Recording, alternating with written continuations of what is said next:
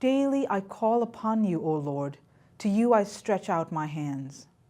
These words of the psalmist remind us to turn to God in daily prayer. As we take time to meditate on God's word in these daily reflections, we call upon the Lord and stretch out our hands and heart to Him.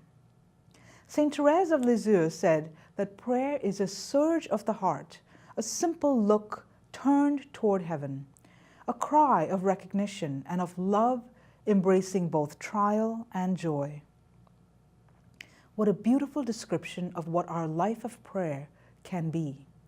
But we know that there are many obstacles and difficulties in maintaining our daily commitment to prayer.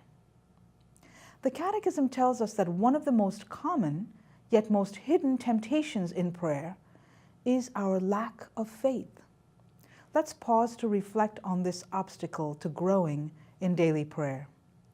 When we begin to pray, 1,001 cares and worries come rushing into our hearts and minds. And there is always an urgency to these distractions, pulling us away from the Lord. So many things compete for our attention and priority just at the moment we begin to pray. The Catechism tells us that this is the moment of truth for the heart. What is its real love?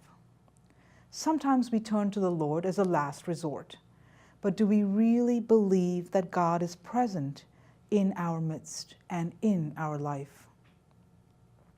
Instead of coming to prayer with a heart that lacks faith or is distracted with cares, the psalmist gives us a model to imitate.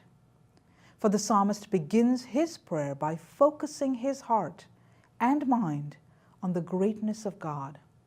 And instead of letting distractions overcome him, he brings all of his cares and troubles to the Lord. And he asks for faith and a humble heart that is pleasing to God. Have a blessed day.